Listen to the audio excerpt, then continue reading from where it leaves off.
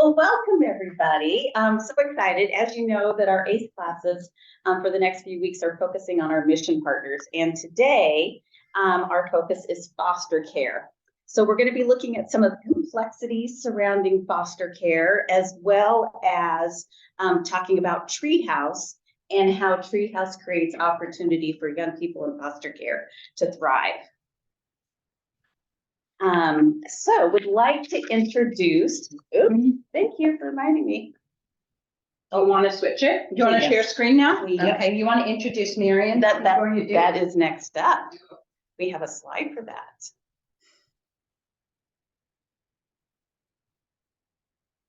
There you go.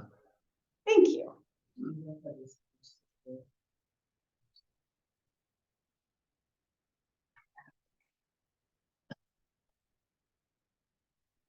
Maybe you could explain what foster care is as part of your.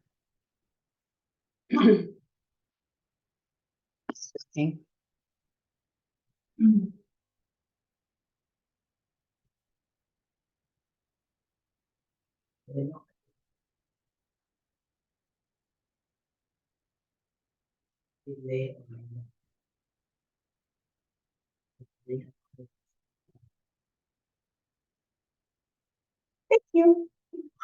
Oh, so you'll need to do it? Yeah. Okay. Well, I want to introduce my dear friend, Marian Peiffer, who is going to be co-leading today's presentation. Marian is a longtime Somerset and Newcastle resident, and she was the principal at Newport Heights Elementary for 7 years until she retired in 2006.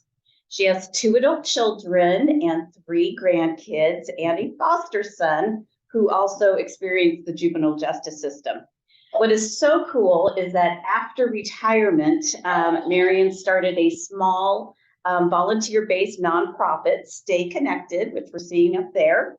And it focuses on supporting teens and young adults through community connections over time and bringing together diverse community members to share ideas and facilitate change in the community. What is just amazing is that through Stay Connected, Marian has partnered with unaccompanied teens, youth in foster care, families in the community with high needs. Very fun tidbit. Mary and I met about 7 years ago. We were both at a fundraising breakfast in Seattle, and I introduced myself, and voila, it turns out we have all these wonderful passions in common and practically our next door neighbors. So welcome, Marian, and thank you everyone for joining us this morning. And then I'm Linda. The perspective that I bring and the lens comes in part, first of all, I've been a volunteer court-appointed special advocate for youth living in foster care for a decade. I've been involved with Treehouse for 20 years now, have served on a couple of other youth-facing boards, and then I'm currently also involved with the Children's Campaign Fund. Okay, let's see. So next slide. Okay, so let's talk about our discussion this morning. First, we're going to look at why it is so critical that we create opportunities for young people experiencing foster care. And the question is, what is foster care? Foster care is a system that involves so many different people so that when young people are no longer able to live with their parents and they become dependents of the state, there is a system to support them. Within this context, we're going to look at 2 short vignettes or stories that are basically composite descriptions of youth that Marian and or I have known over the years. After those 2 vignettes or stories, we're going to take some time to reflect on what we've learned from those 2 stories. And then we're going to transition to Treehouse's life-changing work. And here again, looking at how Treehouse creates opportunities for youth in care to thrive. We're then going to take a brief look at some related organizations and finally conclude with a reflection. Before we dive in to the two young person stories, just some background. There are nearly 7,000 young people in foster care in the state of Washington. The majority of those situations are caused by neglect, not abuse. And I think sometimes that's a common misnomer. Approximately 45% represent children under the age of 5. Okay, well, they're the most vulnerable. And what's wonderful is that with services, and the court provides services, with services, parents are typically able to retain the vast majority of the young people within 2 years. So it's like a year and 18 months or so. So for both of the stories today, we're going to hear about youth who were in foster care for an extended period of time through their teens and experience very significant trauma. The older the young person, the longer that they are in foster care, things just become a bit more complicated and sometimes more than a bit messy. These young people experience significant trauma. They're vulnerable and they often feel forgotten. And the long-term outcomes for the youth become really tough, which is what we're going to discuss today. And with that, I'll turn it over to Marian. Oh. As we go through, you to be thinking about these questions so that you can ask questions at a time and reflect on this. How does getting to know the young person that we will be describing as young people shift your lens or understanding? How do our personal and community lens differ from the young person's experiences? How are our experiences different? And how does listening to the young person's voice with curiosity and compassion empower the young person to determine their path? That was the message this week at the Treehouse luncheon that Linda and I and Dory and a few others were at, that the young person who explained and presented was so clear about please listen to us. So we're continuing that theme. And where might the young person see hope? How does that happen? How can they get hope?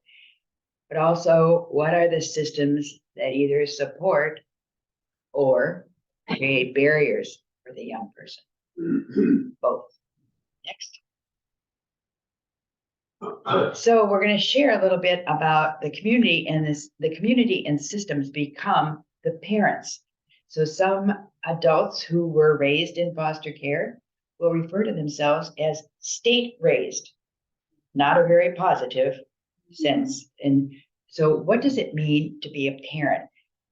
Since I am a teacher, I would like to just, or was, whatever. I'd like to just get a couple of ideas about what do, in your mind, what do parents provide? What is it that's critical from parenting that we see and that you consider critical for parenting, so we can see what happens when children don't have that? Anybody, what comes to your mind when you say, okay, we got to parent this kid? What do we have to do? Peggy? And I say nurture them. That's the word that. okay. Nurture and Peggy, I forgot your husband's name. Exactly. Love. You have to have a place. So we'll take out this other one. Okay. Okay. And the nurturing, housing, both of those are real basic. Any other ideas about what might happen? No, love is definitely. Okay, who else? Safety. Aha. Yeah.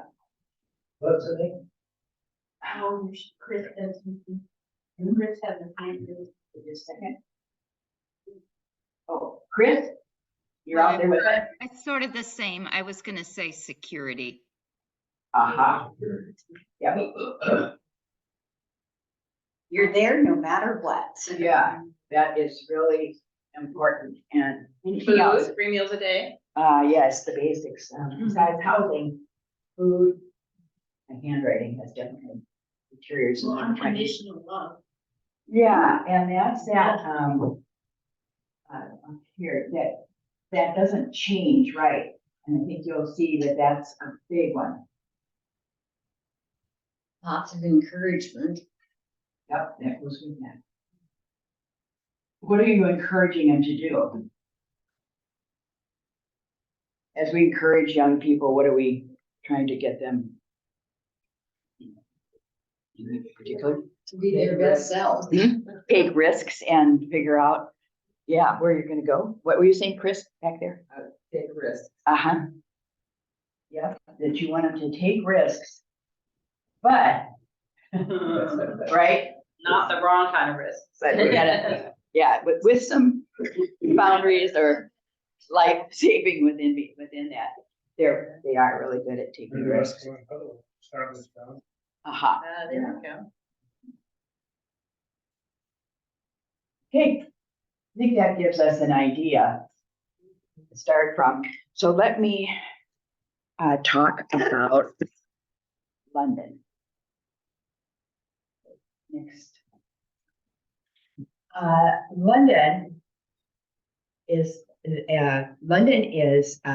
identifies as they or them, and I met her as she, but then I learned to change as she changed to they, and then to him, and now we're at they. And they said they don't care what pronouns I use anymore, since it's a little difficult at this age to keep switching what you're saying, but so they have become much more fluid in their thinking about how others respond to them, which has been helpful for me. Go to the next page. One of the things that in working with London, I was part of a RAP team with Friends of Youth and the YMCA Social Impact Center, which Kelly talked about last week and has the Kate talked about last week, and I watched that. And one of the things we tried to do as a RAP team was to look at their strengths and start with that. So every meeting we would start with, what do we know about their strengths? And way back in 2020, when she was 19, I met her at 18, these were the kinds of things we were saying. That she was happy, courageous, brave, joyful, uses new learning tools to grow. It inspires others, lets us know what's working, when it's fun to talk with, has insight from conversations, is strong, resilient, open to learning from others. So the other thing that we know foster youth want us to know is that they are not the sum of their case file, because the case file has everything in it that's gone wrong with their life, how they've acted, when they went to jail, when they had to leave a placement, when they ran away, when they quit school, all of that. So frame your thinking of London with this, that they are flexible, love to write, draw, rap, sing, dance, and so forth. So What is a rap team? Oh, good. RAP is a team of people that surround a young adult, a young person. It doesn't have to be foster, but it usually is by the time you get a whole group of organizations and people together. So you've got a therapist, a person working on housing, a substance abuse person, an advocate, which is me, and just any school or whatever else you can pull together, usually 4 or 5 people.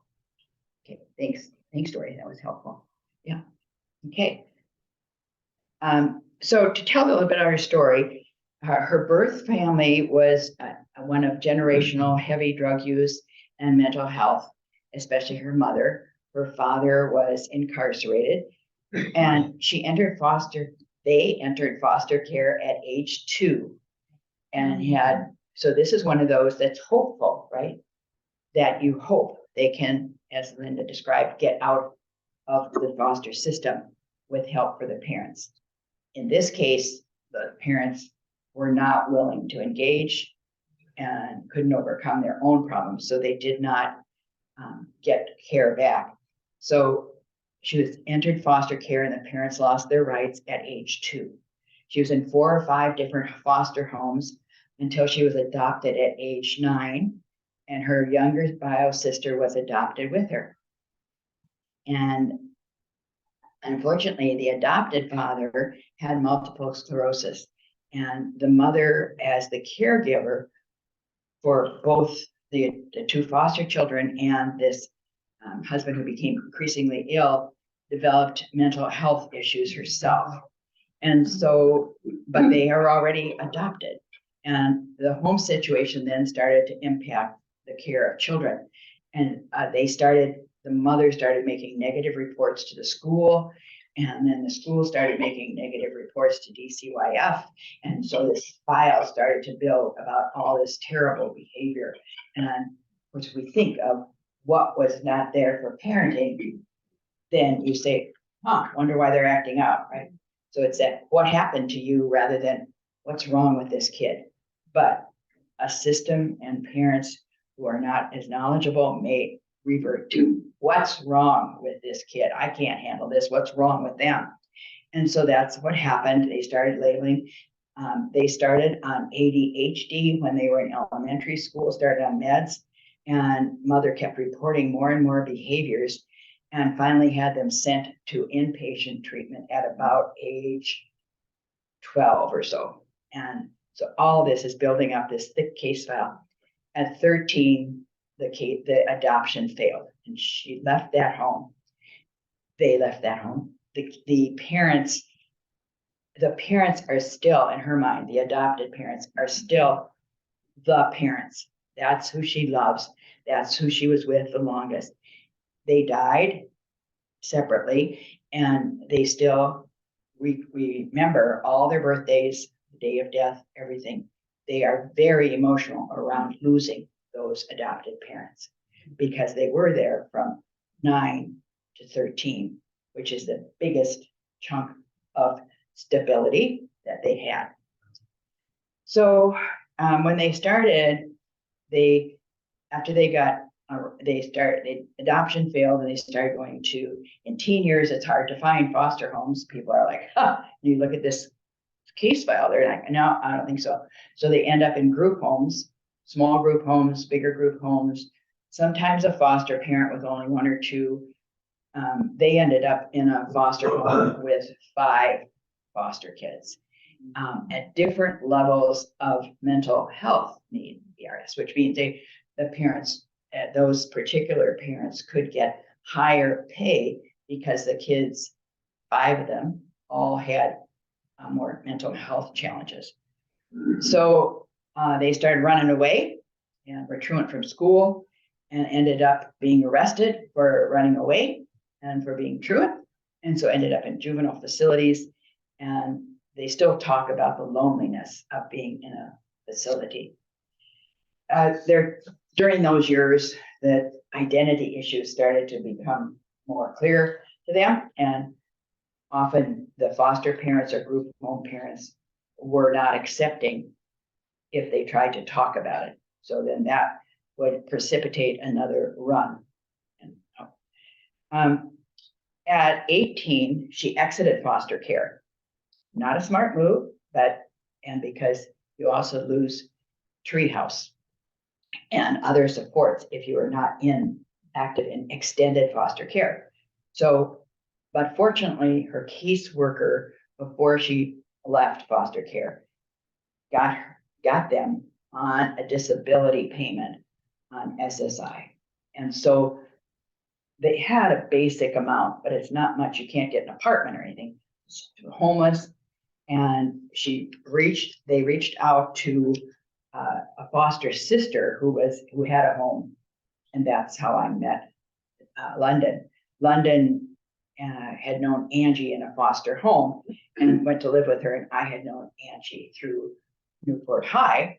Angie was one of those success stories from Treehouse. And then she graduated from Newport High.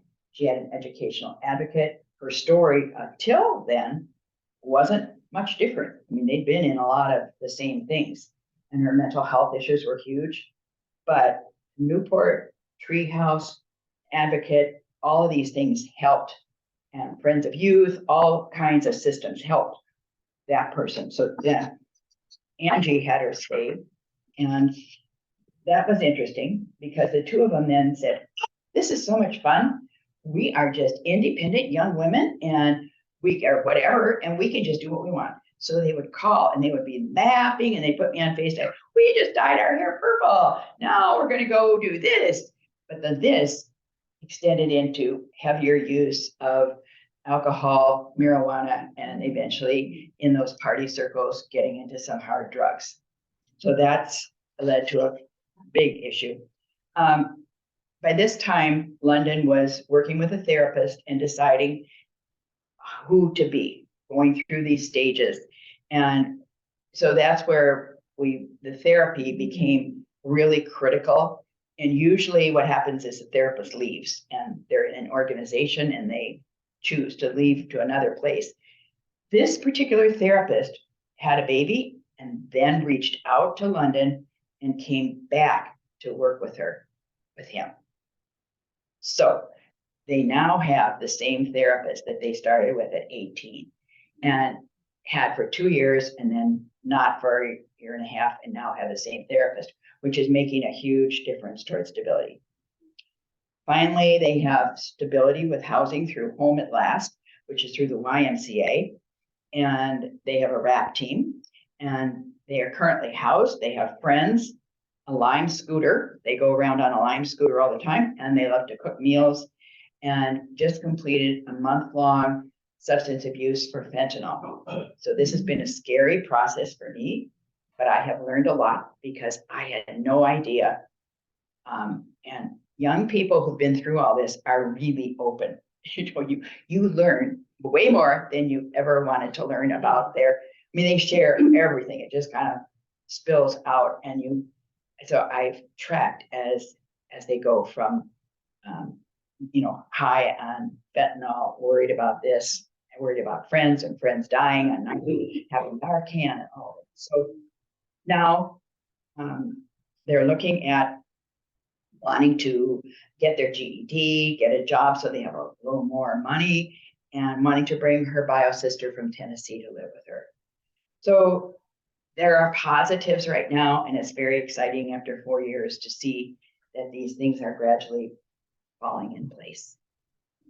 And that leads us to Kiara. So the previous slide.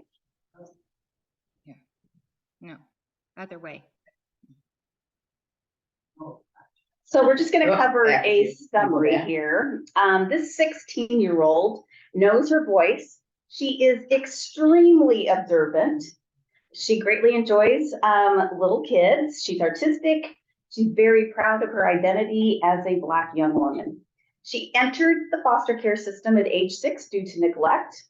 Her father, previously incarcerated for drug possession, domestic violence, and probation violation, is now deceased. The mother experienced drug addiction and mental health. Kiara dearly, dearly, dearly loves her mom and does not understand why she can't see her following termination of parental rights. Kiara feels angry. She's had 24 different placement changes, including twice in institutional settings due to mental health. She's experienced significant trauma while in the foster care system. With all of these changes and placements, guess what? She's also changing therapists frequently. And while she does attend, she doesn't engage because guess what? She doesn't trust adults, let alone new adults in your life. And so consequently, the mental health and social emotional needs remain unaddressed.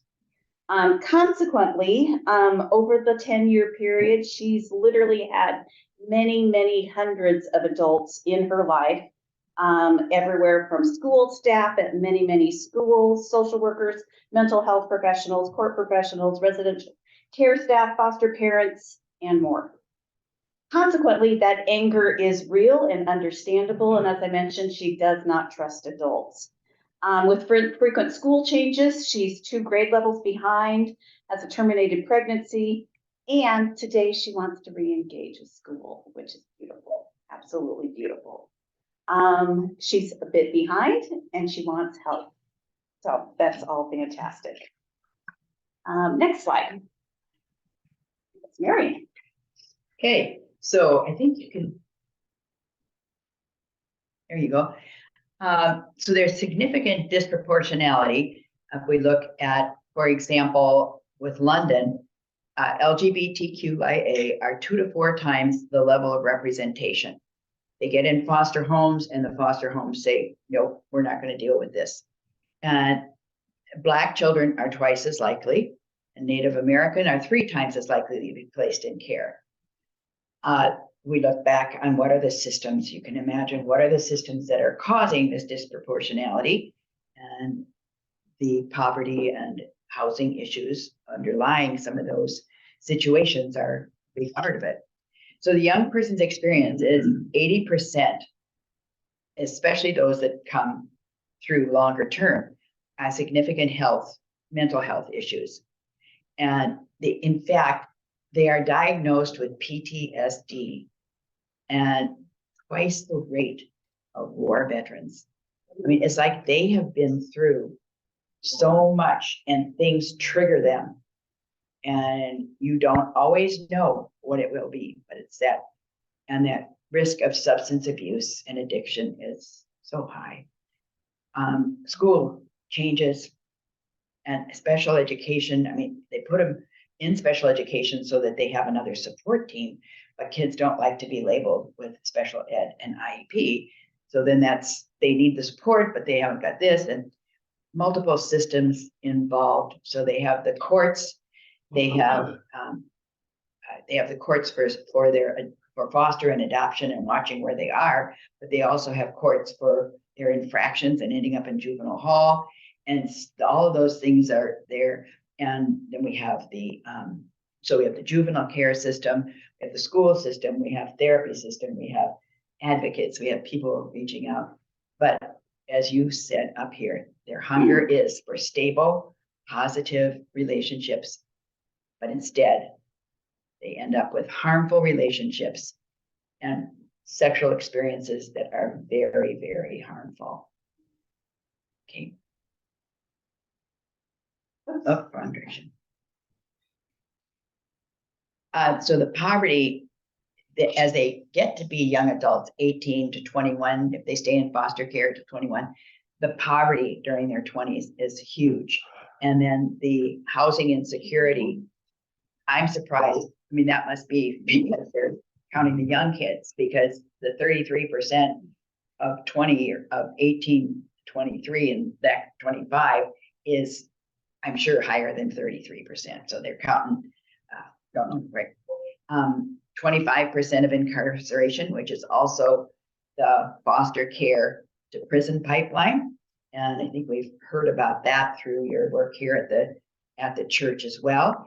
And that idea that who ends up in prison has a lot to do with that. Up to 80% have early pregnancy, had one of those as well. And 66% are human trafficking victims. And Angie, the girl, was both the one that's a sister, but had both an early pregnancy and human trafficking.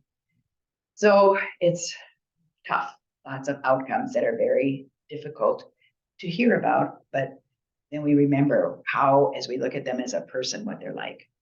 Can you do the next slide, please? So I know that was a lot of tough stuff to hear. It's just critical that we also just focus on centering the young person. A common voice for youth experiencing foster care is being in foster care is not who I am. It is something I experienced. And I just think that this framing is just so critical. Foster care does not define the young person, and valuing and recognizing the young person and their strengths and their voice and their perspectives and all of their wonderful gifts is just critical. So consequently, throughout this discussion today, you're going to hear me say youth experiencing foster care. We're not saying foster kid, foster child, because foster care does not define that child. And it's just critical that we're focusing on the strengths as we partner with young people. Next slide, Marian. We're going to leave this one for now because we'll get to it at the end. But just reminding you that those were the things we're thinking about. When you hear about these young people, how does that shift it? How's it different from how we usually think? And how would listening with curiosity and compassion, and how do we find hope for them? And how do they find it? And the systems. Okay, next. which brings us to Treehouse. Next slide. So Treehouse is one of Newport's mission partners. We started Treehouse 36 years ago, initially focusing on supplemental type things. So clothes, school supplies, summer camp. And over time, we realized that while all those things are important, we were not changing the long-term trajectory, the long-term outcomes of our youth experiencing foster care.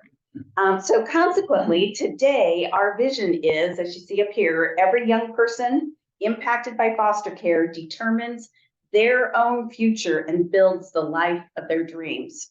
And the mission follows, Treehouse creates opportunities for young people in foster care to thrive. And we believe and invest in young people throughout their childhood, education, and transition to adulthood. We partner with them and their communities to transform the systems holding them back. So there's just a lot of really key words here, a lot of strength to the language. We are partnering with the young person. It's critical that the young person is choosing their own path. We're removing barriers and creating opportunities so that they can thrive as adults. Education is key, and changing systems is also key. Next slide. And this is just continuing to emphasize that Treehouse's mission and vision are only possible through both phenomenal direct service, partnering with the young person, and changing the underlying systems.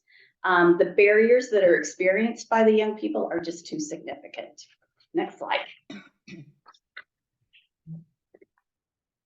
Okay, so we're going to take a look first at our integrated program model. We partner with approximately 7,000 young people across the state each year. And looking at the first column, our education-focused programs, where we're advancing educational equity through direct service. Our graduation success program mentors with young people weekly, one-on-one, with the student building both a relationship and trust. So that relationship with their mentor is just absolutely critical. This partnering focuses on goals for the near term, as well as high school completion, and then beyond high school completion, we're looking to that independence. We're focusing on school attendance, behavior, and course completion. We're resolving education barriers. So are there discipline issues? Is there something happening in a particular class that the youth needs a partner so that they're able to resolve what's going on? At all times, the young person is centered so that they're building problem solving and self-advocacy skills. They're recognizing and developing their own self-support network. So who are the other people in their life that they can depend on? And then connecting to resources like tutoring and mental health. And then our second education program is educational advocacy. And our advocates here are literally the first responders for pre-K through 12th grade in the case of something gone amiss on the education side. Typically, we're working with the young person on a short-term basis where there's a problem with the school, whether it's an IEP meeting, which is the special education individualized education plan, or if there's a discipline issue, if the young person has been expelled. So question for you, what 2 grades do you think are the most likely to be expelled? Ethan, 8th grade is number 1. Kindergarten is very, very close second. Is that just scary? So we're there working with the social worker, working with the foster parents, so that little kindergartner can get back into the classroom and learn. Then finally, we have Launch Success, which focuses on transition to adult independence after high school. Here again, we talked about how most young adults know that they can count on their family as they transition to independence. That's not the case for young people growing up in the foster care system. And so this program model, Launch Success, closely follows grad success in that we're centering the young person and making sure that they're able to develop their support system. Then moving to the second column here, our essential and experiences programs really provides what seems like basic needs for most kids. So clothes, school supplies, tickets to events, summer camp, funding to do just whatever it is that they're passionate about, whatever their interests are, whether it's piano lessons, building a rocket, a model rocket, football fees.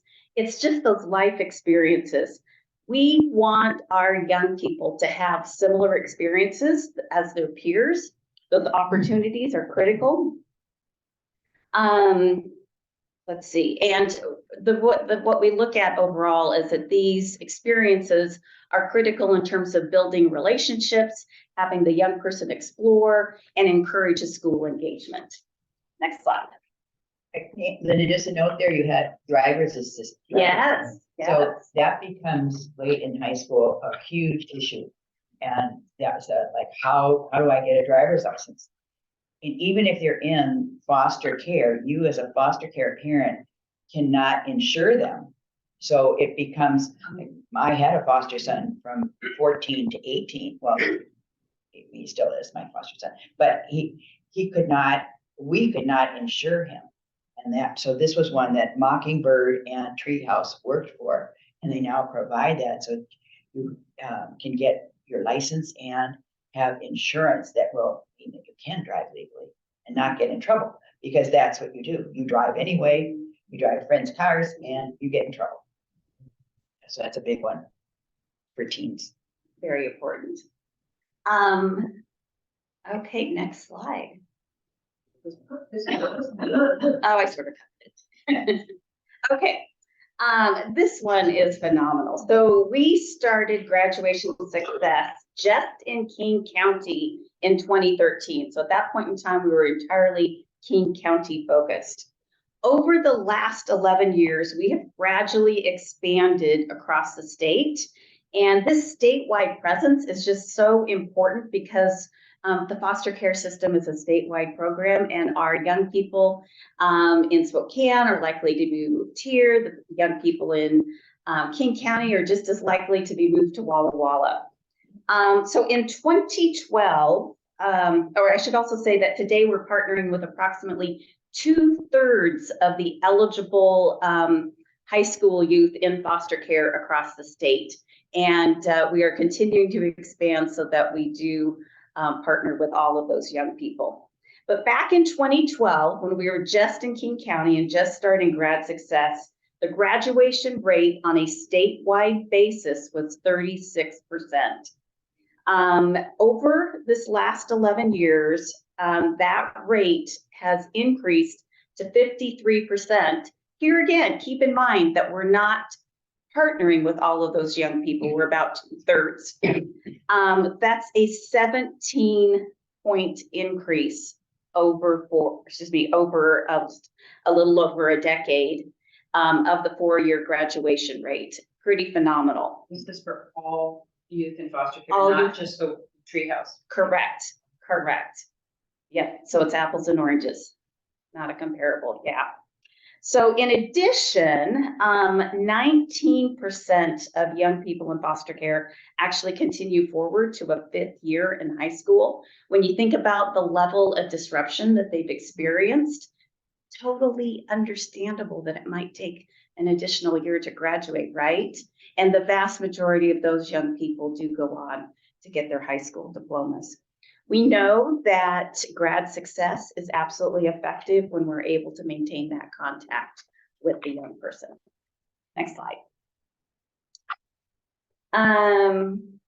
Okay, so as we've talked, youth in foster care are impacted by many, many systems: child welfare, education, mental health, judicial, and the list goes on and on. Unfortunately, these systems individually and collectively do not operate always in the best interests of the young people. And then you compare that or compound that with the racial disparities experienced by so many of our young people, and it's absolutely enormous barriers.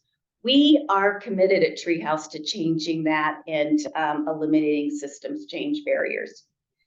Said differently, we could provide the highest quality service every day, and without also eliminating these barriers, we will not achieve our mission. There's several different areas that we work on systems change. The first is structurally looking at the laws that present barriers. And so we are looking at changing policies. We're working with the legislature. Our legislative agenda tends to focus on education, transition to adulthood outcomes, as well as equitable access to basic needs. In addition, our staff rely on an extensive network of volunteers. We have an online advocacy center that you can sign up for, extremely easy. And then when we need folks to reach out to your legislature, you get a quick email, and literally 2 minutes later, you have an email off to your legislator that explains how we need their help. Let's see. We also change systems by collaborating with many other nonprofits as well as governmental entities. One example is that we lead Project Education Impact, which is a coalition of a large number of these entities working together to resolve experiences of homeless youth experiencing housing insecurity, as well as youth in foster care. And then the last way that we are really looking at systems change is challenging ourselves on how we approach our work, particularly with special populations, and ensuring that we have authenticity of the youth voice throughout our work, looking at our tribal engagement work with tribal communities, looking at our program models for dual system youth, so youth that are both within the juvenile justice system as well as the foster care system, recognizing that the foster care to prison pipeline is very, very real. Looking at how we partner with the LGBTQIA youth, unaccompanied refugee youth, and again, disrupting the foster care to prison pipeline. We're also on a significant journey as an organization looking at our racial equity lens and transforming how we do all of our work every day. We are also transferring our work with a healing-centered lens. Not only do our young people experience significant trauma, but consequently our staff experience secondary trauma.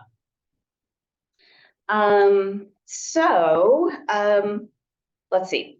And then finally, with the success of Treehouse, we're getting national attention. And our CEO recently just spent a year with the Department of Education in Washington, D.C. And so we are also committed to help change the systems on a national-wide basis. And that, I think. Oh, next slide. So many ways to get involved. And so I've listed those here. And in time, I will turn it back to you. All right. So next slide. As we have mentioned, there are a lot of groups that work together. Linda and I met at that Treehouse is the preeminent one. There is no doubt that this is the one that's making change in all the different areas and coordinating that. Linda and I met at CCYJ, the Center for Children and Youth Justice. And that one has some direct services, but mostly they're working on legal system change.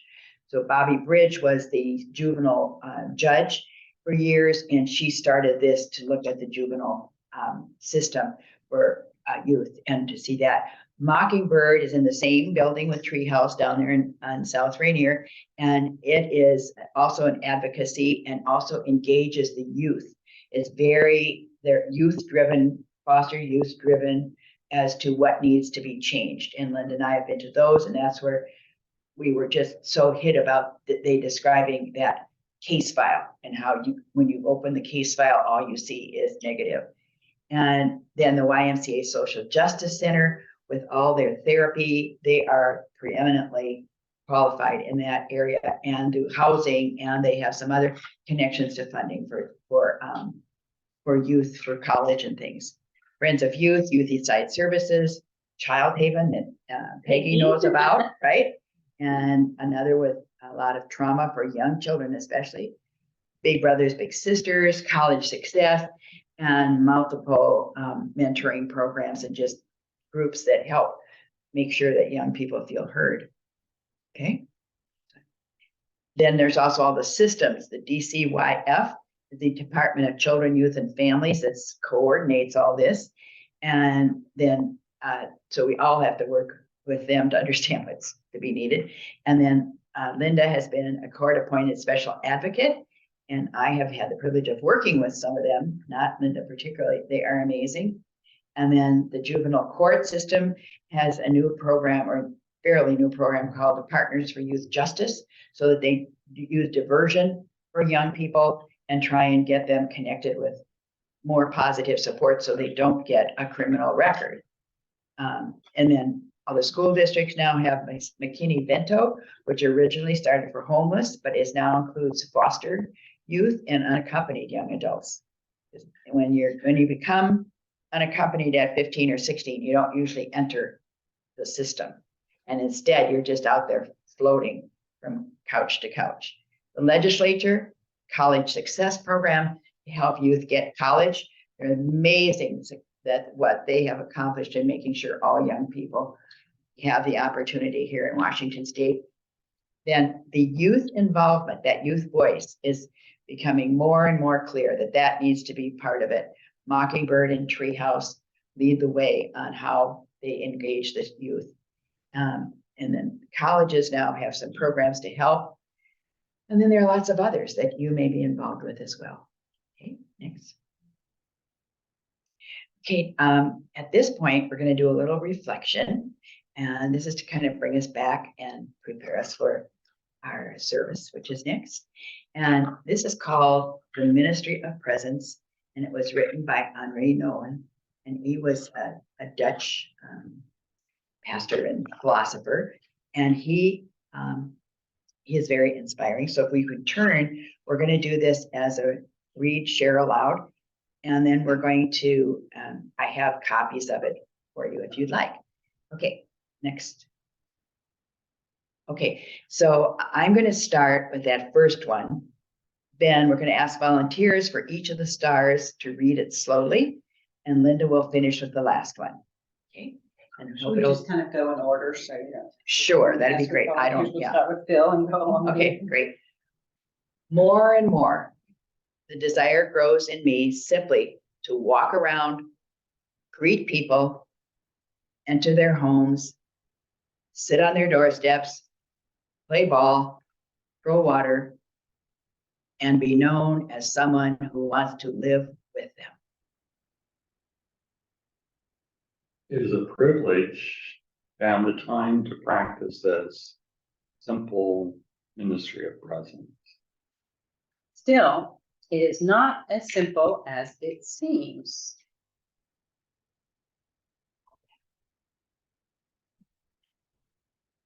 I am desired to be useful, to do something significant, or to be part of some impressive project is so strong. Okay, That soon my time is taken up by meetings, conferences, study groups, and workshops that prevent me from walking the streets. But I wondered more and more if the first thing shouldn't be to know people by name. To eat and drink with them, to listen to their stories and follow your own hand. To let them know with words, handshakes, and hugs that you do not simply like them, but you truly love them. so questions and reflections, and Linda and I will both respond, and kind of looking back at what you thought. I think you'll okay. How people build relationships with people. So we do it differently. So Linda, why don't you explain yours? So Treehouse referrals can be made from a number of individuals, whether it be the school, the DCYF social worker, the foster parent, or even the CASA. And then we also look for our youth as well.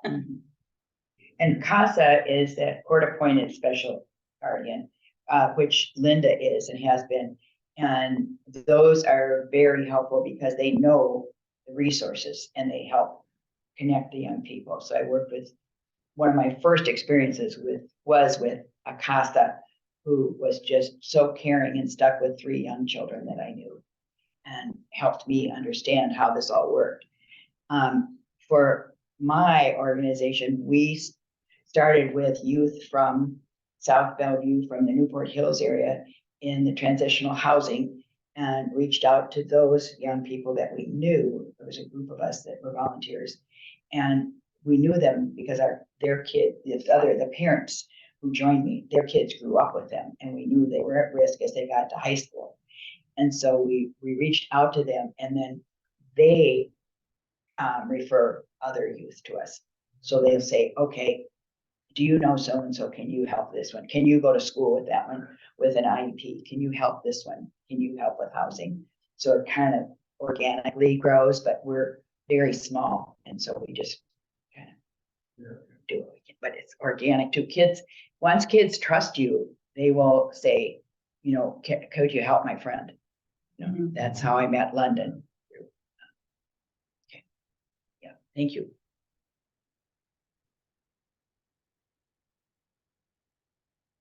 Some of our parenting things up there.